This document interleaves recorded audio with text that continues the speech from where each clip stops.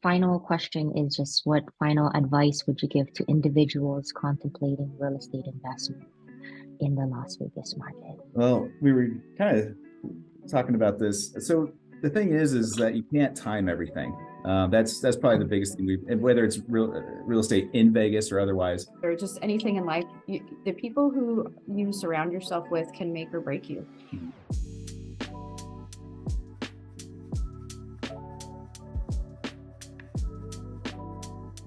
All right, can I have your permission to record this call for our audience on YouTube so they can learn how to be good investors and guide them through the process as well? I do. Yeah. All right. First question is what inspired you both in the decision to venture out here in the Las Vegas market? So Val and I both had interest in real estate in our past lives with different opportunities and stuff that kind of came across, or just the research aspect mostly of what it would be like to do some real estate investing. I found that book from Robert Kiyosaki called The Real Book of Real Estate, and that really opened my eyes to all the advantages of real estate and taxes and all the things that as a new person into the adult world, you never really thought about or heard about. So it was really cool to see that that's a really important part of building a future. And Val had a similar scenario too. Yeah, I think just kind of in our younger days, we both had read some books, done some research, and obviously probably back then markets were a little different and whatnot, but the drive was always there. And we had an opportunity come up where Tyler was relocated for work to Las Vegas. And so it was one of those things where it just sort of fell in our laps, and we decided, we've always wanted to do this. We've never really pulled the trigger. I actually almost had my real estate license at one point and pursued a small business instead. And we finally just were like, you know what, this landed on our laps. I think it's not the best market right now, but it's one of those things where you just kind of you read the signs, and it's like, we're gonna go for this. So that's in a nutshell kind of how we got started. When the planets align, it just kind of happens on its own. So what prompted you to choose me over the other agents on Bigger Pockets? I got that one. I was going to say, so fast forward past Robert Kiyosaki, we fell into the never-ending rabbit hole of Bigger Pockets, and we both kind of stumbled upon it. Just we both have long commutes and fell across these cool podcasts. We're like, man, this is cool stuff. It's really motivating. And as we were looking at diving into that Vegas market, I said, they've got all these resources. I should just go see if we can find someone that is already working with that community of people that we want to be associated with. And so I pulled the Vegas Henderson area and came across 3 or 4 people. Zen, you were one of them.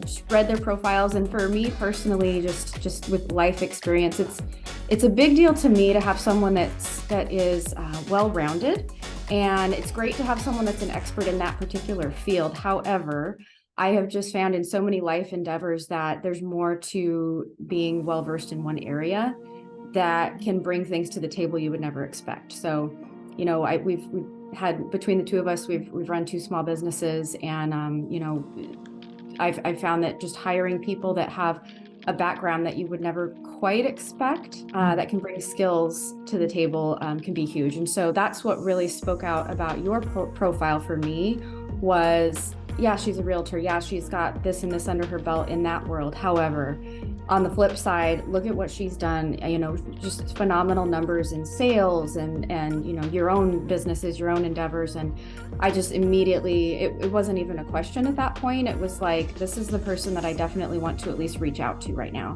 And I did. And this was like, I think it was a Sunday afternoon. I'm going, I'll probably hear something in a couple of days. And it was like, I kid you not, it was probably like 8 minutes later, I get this call from Zen, and just like the energy was there and the connection was there. And within talking for just a couple minutes, I was like, this is our person, this is our girl. So, and then that's not even counting the information that you started bringing to us on that first phone call. That was like, okay, never even thought about that, didn't think about that. So it was just, it was not even a question. It was a pretty easy choice. Yeah. Val's very research. She does her research for sure. And so when she's like, Tyler, I found an incredible woman over there to help us out. I was like, awesome. Tell me more. And she's like top salesperson in her previous jobs and stuff. And it's like, wow, sounds impressive. And then it's great to have strong resume, so to speak, but the personality is a huge thing for us. Like we need someone that we can, talk to and that we can be on the same level with. And like we said, we would definitely take someone who has the same ambitions and goals. There's definitely something to be said for, decades of experience in the industry, but you are experienced and you have very similar goals to us. So that's really cool to take that journey with you and alongside you doing the same thing. And we've just been very excited about the whole trip here. And so the next question is, in what ways were you supported throughout the buying process, and what insights could we share with the audience? I mentioned your energy a moment ago, and I think that was a huge contributing factor to this whole process, because anytime you start something new, whether it be a real estate venture or a new job or a new child or just anything in life, the people who you surround yourself with can make or break you. And you start to become like those people. And so we are always looking for like-minded people to not only go on a journey with us, but to help inspire us and to help, maybe push us outside of our limits a little bit, or to take us places that we didn't know we could go. And so that was, I think, a big factor in us just being able to move forward with these processes, is that you brought so much of that to the table for us. And anytime there was even the slightest question of, well, would this work, or should we do this, or maybe, you had our answers. And even if it was something where we needed to get more answers somewhere else, you were always very passionate about it and encouraging. And so it was like, hey, let's go find out. Let's get this answer. And as far as this process goes, anytime you're looking to purchase a property, no matter what type it is, there are going to be a lot of questions, and there are going to be a lot of factors that can play out one way or another, and it can take you in two very different directions. And so just having that support and that constant ability to ask you those questions and not have to, your communication was really great. And so we always had answers like within not even the day, it was like within minutes. And that made a really, really big difference in how everything played out. Yeah, reliability is a big deal, especially when you're making these big decisions. And the last thing you want to do is have a big important question and not get a response for 48 hours or something like that. So always very quick, and it was never like we were bothering you. That was the other thing too, is we're very respectful of other people's time. And so, we only wanted to bring stuff to you that was like, we really needed this answer from you. And but we never felt like we were inconveniencing you. You were always excited to help us out. Walk me through the negotiation process.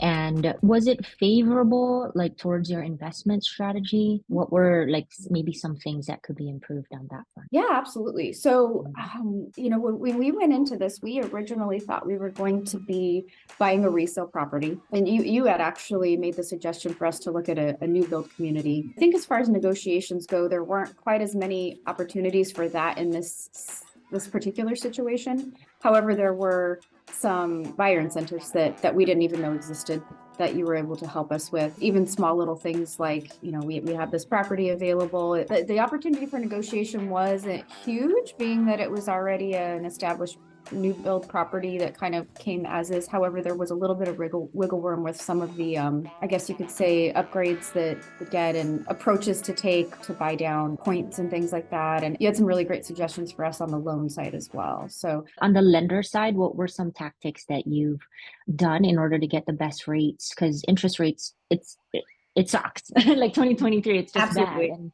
it scares people. And so how were you able to pass that hurdle of fear to get from an uncertain point to a certainty? We basically took the approach of working with not just one lender, but we applied with multiple lenders, and that was straight from you. That was great. So we actually worked with four different lenders. Yeah.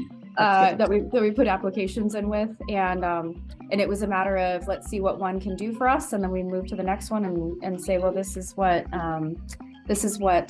the previous one had, and we just kind of would go from one to the next. And we were looking for everything from the lender fees, trying to negotiate some lender fees, their interest rates that they were offering, the loan type. So we're looking at, your conventional loans versus there's some people have different opportunities. We were fortunate enough to have the opportunity for a different type of loan that maybe not other people would. We were able to get a pretty favorable interest rate compared to most. We were able to use the some of the cashback buyer incentive that the builder gave to buy down points for the loan, as well as waiving the lender fees, the ability to refinance for no charge in a few years, or whenever that opportunity would come if the interest rates do go down. So we've got that on the table if we just decided to use it. The tactic of trying to close on a certain date to help kind of postpone that first mortgage payment.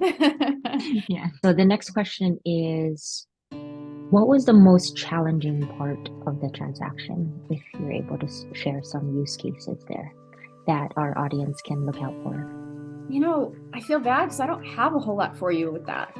It was really smooth. We were so lucky with all of this. Everything just really came together well. I think a lot of it has to do with you as an investor / buyer and how diligent you are with getting things to the right people when they need them. So things could, you've got timelines that are put in front of you, and that's going to be from the builder / seller, whoever you're buying from, as well as your company, your lender.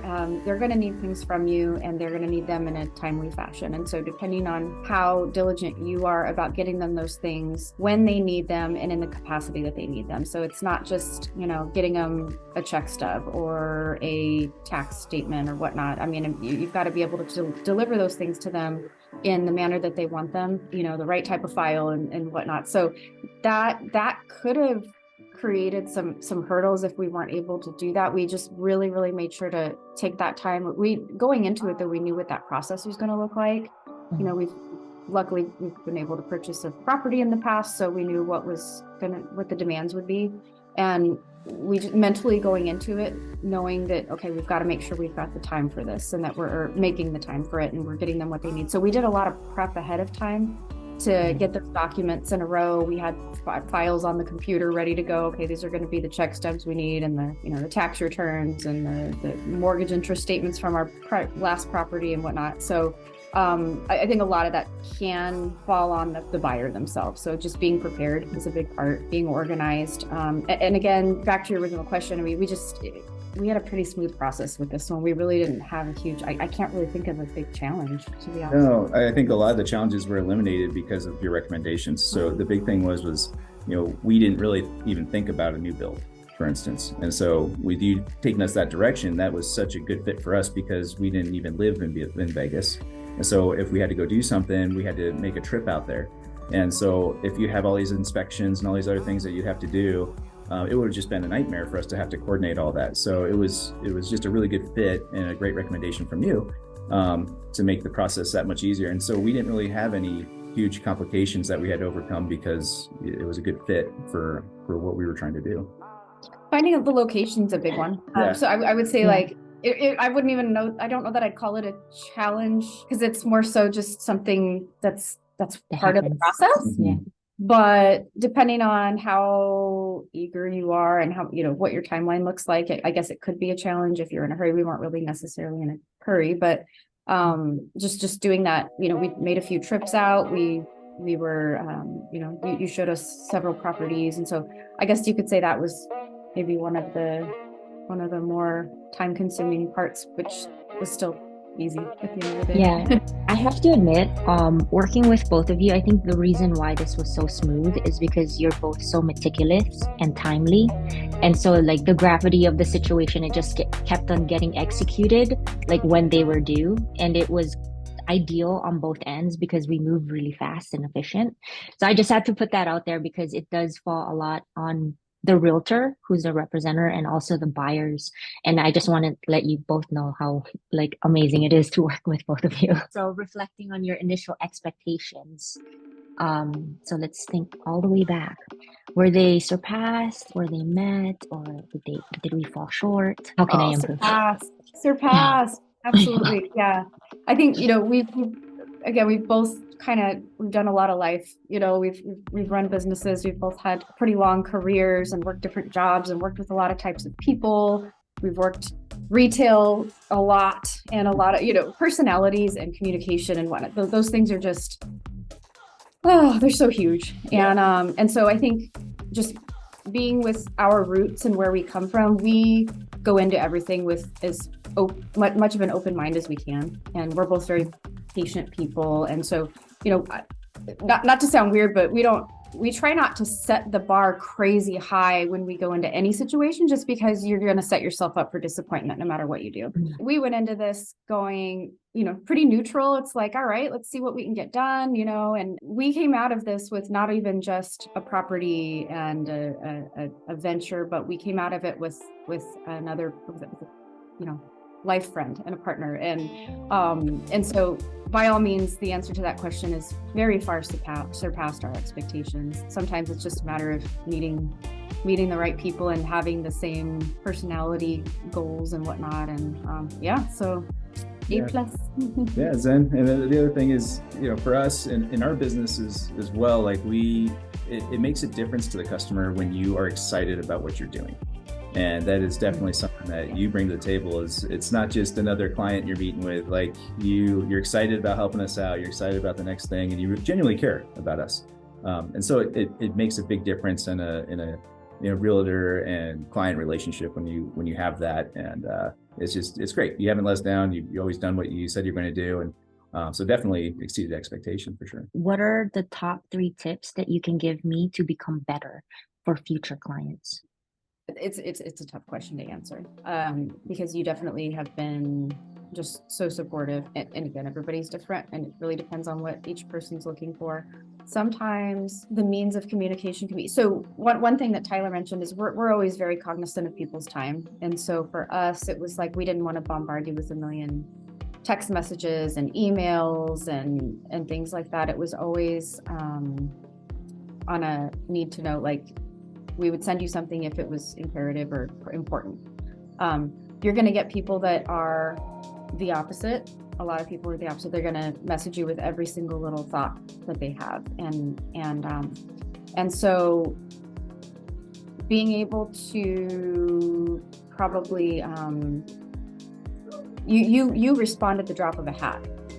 And it's fantastic. So I would say, depending on if you are working with someone that's messaging you a ton and you're responding right away, I don't know. I don't know. I'm trying to come up with a way to, like, it's difficult to even say how you could improve them. I don't know. But you're absolutely right, because I do fall for my clients sometimes, and just discernment, just like take it like one step at a time versus like dropping everything and then responding so quickly. And I think that's the message that you're sharing. But all right, then we'll move on to the next question. It's not a bad thing. No, it's a fantastic thing. It's more so if you were to do that constantly with everybody that sends you every single message, I could burn you out. I don't know. I don't even know what to say. It's difficult to even answer that question for you. You're right. I'm sure when we do countless other deals, I'll have more feedback for you. But right now, you're doing great. In the words of the great Mortal Kombat, flawless victory. That's all I can say. Get over here. On a scale of 1 to 5, 5 meaning exceptional and 1 least favorable, what rating would you assign our services? And yes, what factors influenced your choice? 5. Raise the roof. Whoop, whoop, raise the roof.